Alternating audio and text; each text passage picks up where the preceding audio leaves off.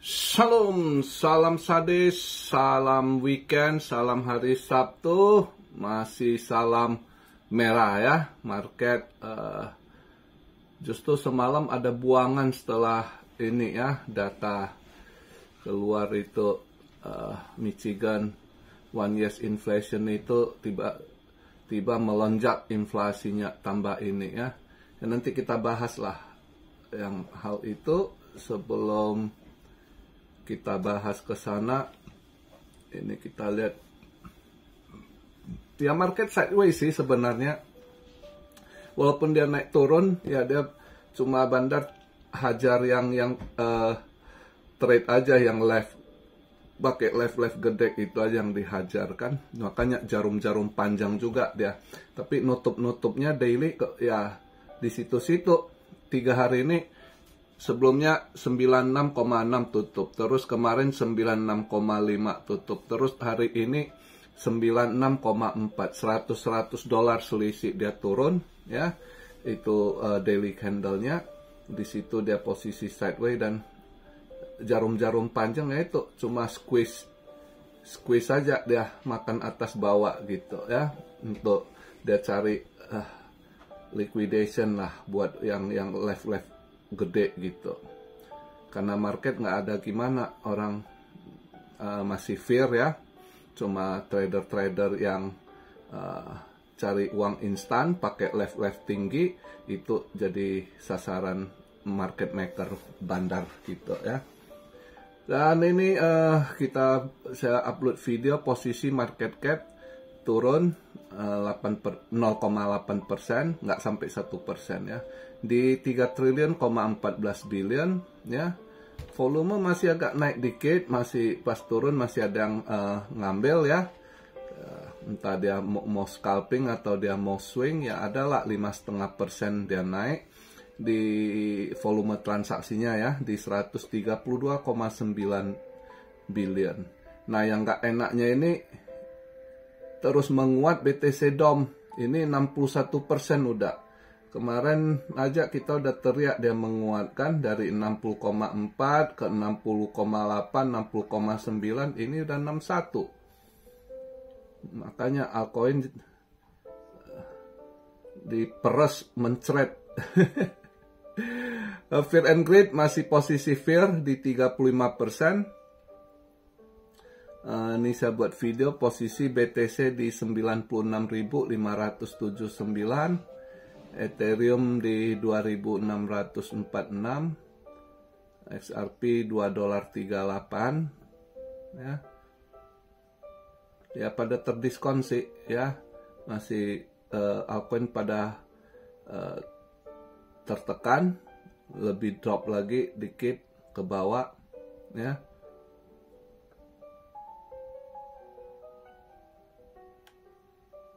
Nah kita lihat ini event semalam ini ya, ternyata nggak ngedukung, nggak bisa buat market positif. Justru data yang keluar nggak bersahabat dengan market. Makanya semalam juga stock market nutupnya lumayan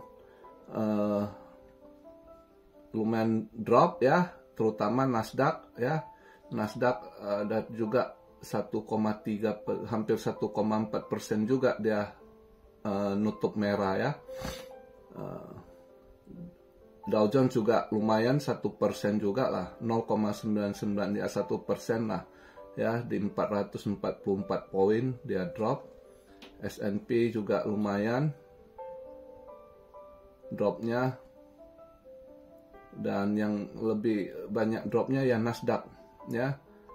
Nasdaq 268 poin, 1,36% dia drop. Dolar agak menguat dikit di 107,9. Dolar hijau tipis lah ya. Nah market semalam dia drop itu sebenarnya ya itu karena lihat data yang keluar itu sangat nggak ngedukung. Ini justru memperkuat Mbak Jerome Powell belum bakal mau cut rate gitu kalau lihat data yang keluar untuk hari ini gitu ya.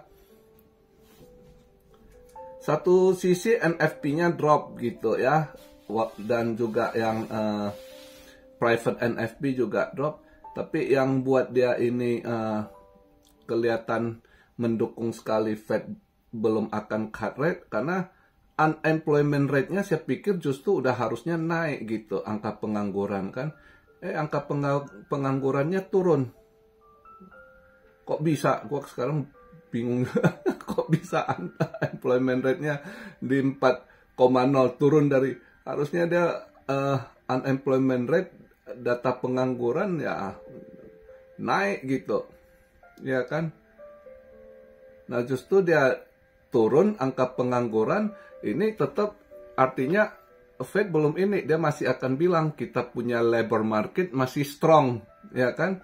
Labor market masih strong. Tapi next month lagi gimana? Ya, di Maret nanti gimana? Udah pada ini, jangankan kamu yang kerja pabrik sekarang, Trump masuk, Trump bersih-bersih, benar-benar bersih-bersih ya. Itu banyak yang pegawai negerinya, istilah PNS-nya gitu, udah disuruh resign juga, ya. Yang nggak betul-betul itu misalnya dia tutup yang US AID, ya. Itu aja berapa banyak yang nganggur gitu. Belum lagi departemen-departemen lain itu FBI banyak dia bersihin juga, ya. Federal Court gitu. Banyak yang nggak kena, itu dia bersihin gitu. Makanya nih di Amerika sendiri si Trump ini bersih-bersih, ini perlawanan besar gitu, ya. Di dalam juga mereka perlawanan besar. Nah, kita lihat unemployment rate-nya bulan depan gimana. Harusnya turun, kok malah menguat ya, data pengangguran hebat. Nah, ini yang kelihatan Trump Fed belum akan pangkas, ini satu sinyal gitu. Nah, ditambah lagi tiba-tiba Michigan jam 10 ya, jam 10 malam di sana, 10 pagi di Indo jam 10 malam lah ya. Tiba-tiba Michigan naiknya nggak tanggung-tanggung lagi, 4,3 langsung one year inflation-nya. Kalau dia misalnya 3, sebelumnya previously kan 3,3. Kalau dia naik dikit 3,4, ya kan, 3,5 gitu, 3, mungkin nggak, ini langsung 4,3, ya. Nah, inilah market langsung buangan semalam gitu ngelihat ini, karena dua indikator itu yang buat Fed belum akan cut rate gitu. Nah, kalau Fed nggak cut rate, market masih akan down gitu. Makanya semalam itu dia buang gitu, karena data yang keluar semalam jelas nggak ngedukung sekali gitu ya untuk Fed cut rate. Justru dia akan molor gitu. Dia akan bilang, inflasi ya Michigan udah mulai ini wanti-wanti kenaikan ya. Terus untuk sementara labor kita masih kuat katanya, labor market masih kuat, ya kan? Nah, itu makanya pelaku pasar ya udah buang barang dulu. Nah, itu kondisi untuk saat ini ya. Tapi overall ya nanti kita lihat lah. Tapi yang jelasnya sekarang di sana untuk market memang masih negatif sih. Banyak hal-hal yang dan hal-hal lain lah. Dia market drop juga dari ekonomi yang nggak bagus ya. Si Google 2 hari lalu Google dia punya pendapatan terus dia punya CEO atau apa kasih ini dire warning, ya, istilah peringatan ekonomi bahaya gitu. Itu dari Google gitu. Terus semalam juga dari Amazon. Amazon juga kasih sinyal warning. Makanya pada market termasuk stock market ya, pada ini merah, yang hijau gold gitu, saw. Tapi saya ada rezeki semalam saw, dia pas hijau tebal di 2880 ya. Saya sempat ambil short bentar, dia drop balik, dapat juga, udah saya cabut gitu. Ada dapat rezeki sedikit saw semalam. Nah, kan saya bilang saya nunggu dia hijau tebal gitu. Adalah dapat dikit gitu ya, ada rezeki lah. Cepet saya gitu ini, karena saya pikir ada volatile juga. Padahal kalau saya tunggu dikit lagi dia ngedrop, dapatnya lebih lumayan. Tapi udahlah, ada rezeki minggu ini udah oke lah gitu ya. Ada rezeki saw semalam saya short gitu. Pas dia nendang, dia sempat nendang ke, saya masuk di 2880, sempat dia ke 2884 gitu. Saya pikir aduh ini apa mau jebol ke 29 atau enggak ini, tiba-tiba dia ngedrop lagi. Ya syukur ada rezeki, ya udah saya cabut. Adalah sedikit. Cuma ya itu, kalau kripto ya masih kayak gini sih. Nggak bisa ini. Untuk swing kemarin kan saya bilang swing belum ini, lihat kondisi ini masih juga daily candle-nya masih agak sign-nya masih turun gitu. Jadi untuk swing nggak dari kemarin saya belum mau ini, lihat inilah, lihat minggu depan juga lah. Tapi harusnya minggu depan dia udah agak kasih angin dikit lah ya, harusnya ya. Paling kita lihat nanti weekly candle-nya nutup gimana ya. Tapi kalau misalnya sebelum nutup weekly candle ntar di minggu ya, besok minggu siang dia agak hijau, bisa aja ada tanda-tanda ada sedikit reversal mungkin. Tapi ya kita lihat lah ya. Cuma kalau secara kondisi Amerika sekarang, politiknya juga lagi nggak stabil karena ini lagi saling serang ya. Juga demo-demo ya. Satu hal lagi, imigran juga pada ketakutan ya, sembunyi. Jadi banyak juga usaha juga sepi gitu, karena imigran nggak belanja juga gitu. Jadi banyak. Tapi yang jelas sekarang ini politiknya memanas lagi karena Trump bersih-bersih ya, banyak yang dia cut. Jadi ladang-ladangnya partai biru yang kemarin ladang-ladang, terutama ladang uang kotor, korupsi, itu disikat habis. Makanya teriak sekarang mereka kan mau lakukan perlawanan, malah ada yang udah teriak mau impeach Trump lagi, lucu. Dan yang ngancam mau bunuh juga ada gitu. Tapi itu udah mereka udah tahu, mereka juga udah siap. Nah, satu hal yang saya mau cerita untuk hari ini, weekend agak santai ya. Yang saya salut itu si Elon Musk ya.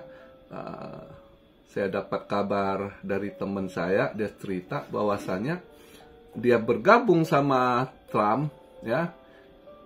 Itu memang dia benar-benar dedikasi mau bantu gitu. Juga lihat udah nggak bener tuh, negara udah dimainkan sama mereka ancur-ancuran, maka dia dan resikonya besar. Dia tahu dia kalau bantu Trump banyak hal akan terjadi, bahkan dia juga bisa terbunuh karena dia juga banyak dapat ancaman pembunuhan gitu.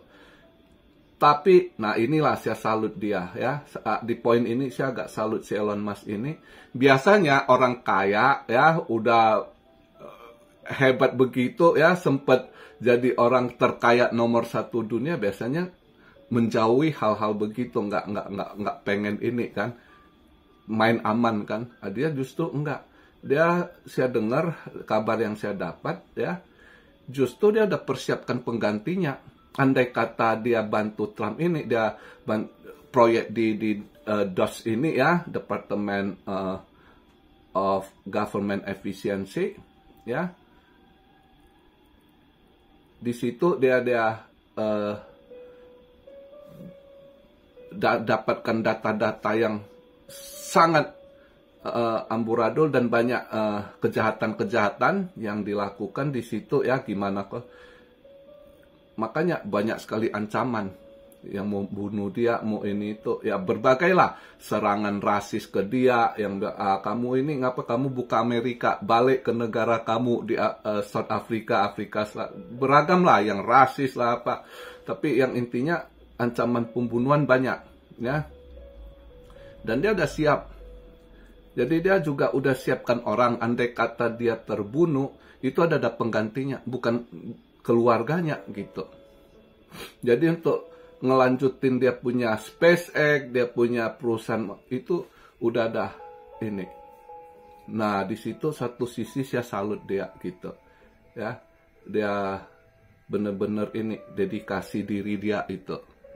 Makanya Trump sangat percaya sama dia. Dan di Dodge-nya itu ternyata yang dia hire orang-orang hebat, anak-anak muda hebat loh. Ya. Ada anak-anak India juga yang IQ-nya udah gitu. Jadi mereka jebol-jebol cari-cari data itu ngeri gitu. Cepet sekali, perfect gitu. Beberapa anak-anak kulit putih, malah ada yang umur 18, 19 gitu ya.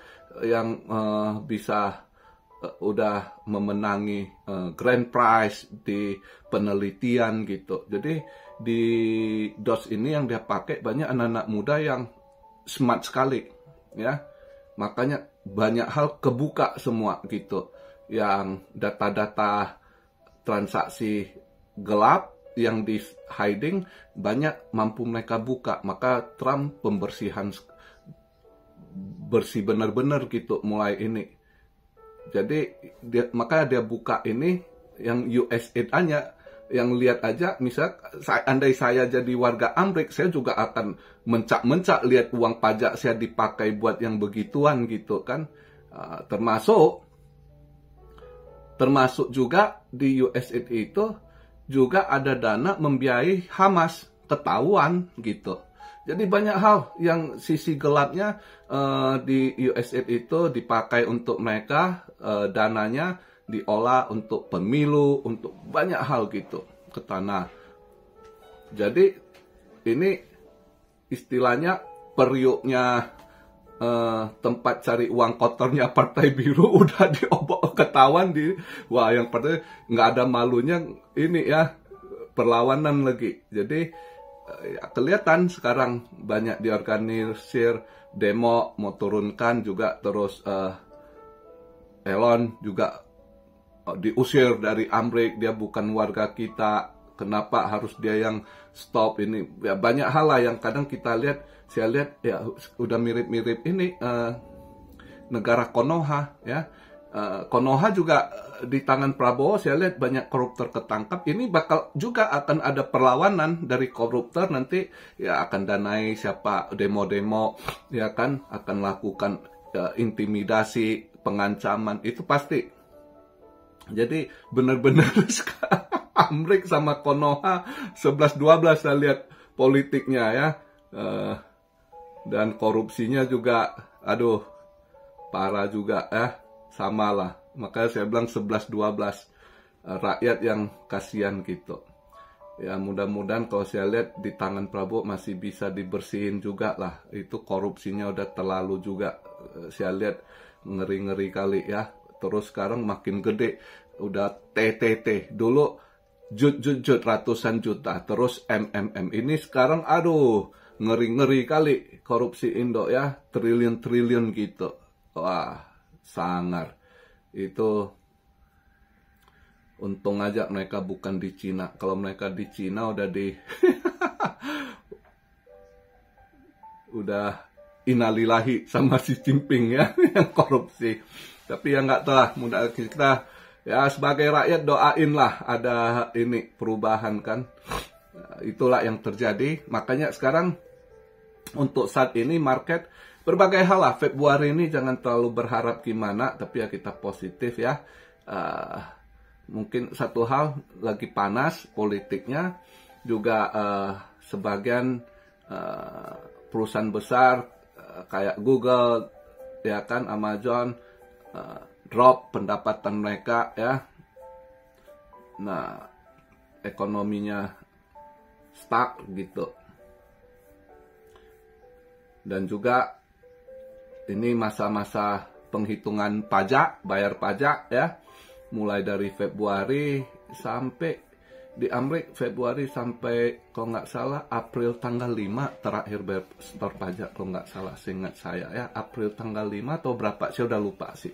Batas sampai April lah. Tapi kebanyakan mereka yang udah ini biasanya di Februari udah akuntannya udah rangkum-rangkum ini berapa alokasi dana ini, itu harus sediain bayar pajak sekian, itu udah ini. Makanya mungkin di Februari ini nggak gimana lah, paling kalau ada nanti ya sedikit good news, misalnya reversal bentar, nanti mungkin drop lagi. Jadi begitu saya rasa.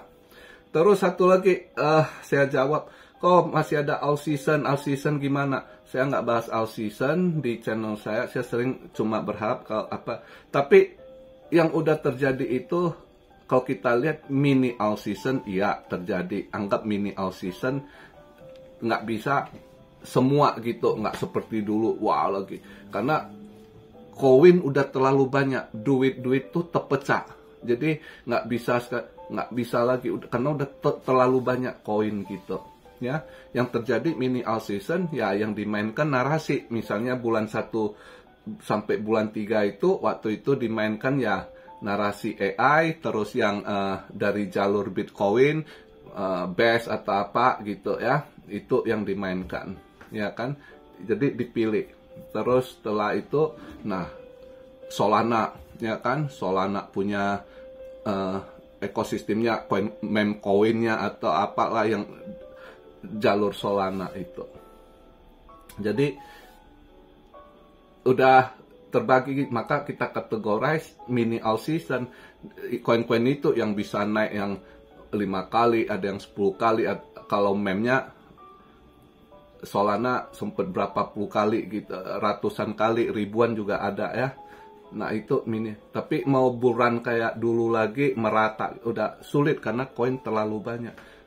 Terus jadi kalau gitu next bulan mungkin udah nggak seru, nggak ada all season lagi. Ada, saya yakin ada. Justru next bulan ya, kalau regulasi keluar itu banyak akan rontok ya.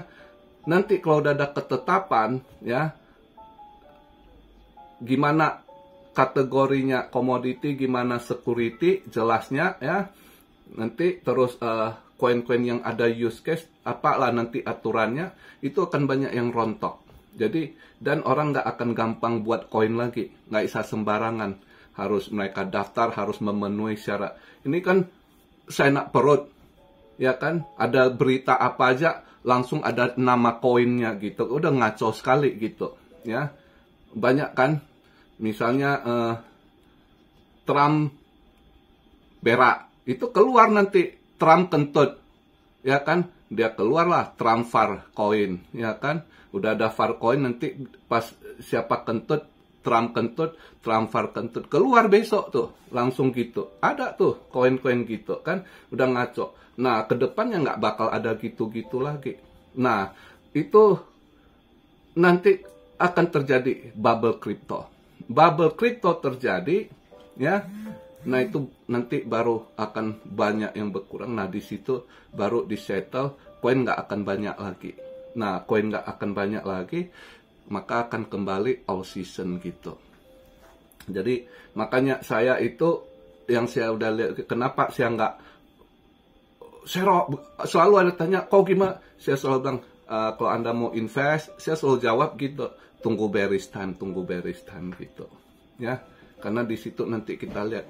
Saya nggak mau nanti Anda, oh ini proyek bagus, tiba-tiba rontok, ya kan, pas bubble terjadi, karena misalnya nggak memenuhi syarat regulasi, ya kan, rontok tuh koin. Anda yang udah DCA, ambles, amsyong, rakpol, jadi abu.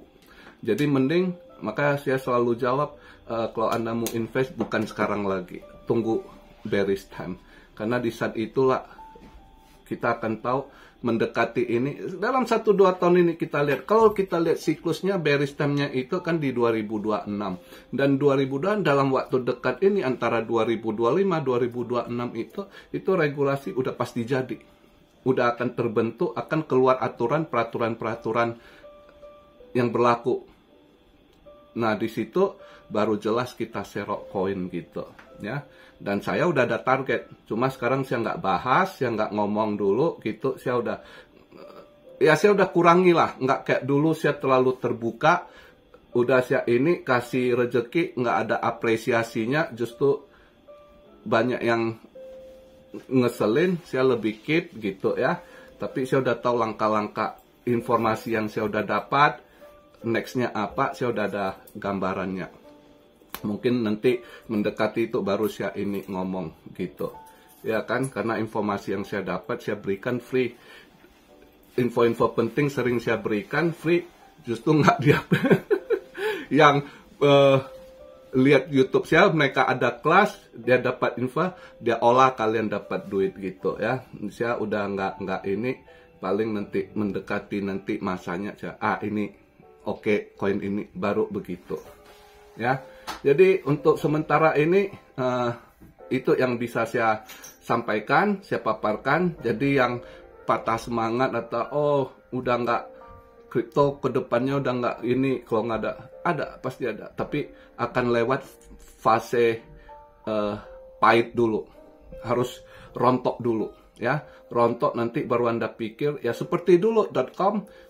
Di situ kita harus jeli. Waktu bubble.com, wah pada rontok, .com rontok. Di situ kalau Anda punya info penting, Anda smart, udah Anda riset, Anda tahu yang mana yang pas, pilih dulu yang beli. Saat itu mereka ambil sahamnya Amazon misalnya kan, waktu drop sekali waktu bubble.com kan, misal sempat beli Google, nah selang itu naik balik, habis terus recovery lagi kan. 5 tahun, 10 tahun sahamnya udah wah berapa mereka ininya. Nah disitulah kejelian pas di bubble itu. Di situ kalau kita smart, kalau kita ini pas ngambil apa yang kita di situ jadi. Masih ada kesempatan itu, bukan nggak ada ya. Nah makanya saya lebih suka, kenapa saya nggak buat kalian FOMO, saya nggak mau, lebih baik saya bilang tahan ada duit. Ya kan, ada nanti di momen itu baru manfaatkan. Jangan nanti pas bubble tuh Anda koin-koin sangkut rapol, Anda nggak ada duit, Anda lewat masa itu ya. Nah mending sabar, ada duit pegang dulu, tunggu masanya. Begitu datang rontok, regulasi keluar, dia rontok. Nah di situ baru saatnya kita ambil, kita pick yang benar, yang bisa ini grow balik, yang ke depannya future. Nah itu yang saya sampaikan di video hari Sabtu ini. Semoga cukup buat masukan kalian. Makanya selalu bilang jangan FOMO, jangan sangkut, apalagi di pucuk, nggak enak. Nanti karena ada momen yang bagus, Anda nggak bisa dapat, sayang ya. Jadi begitu aja video di hari Sabtu weekend ini. Salam Syario dari Tokyo. God bless you all. Be blessed, be blessed, be blessed. Immanuel, haleluya.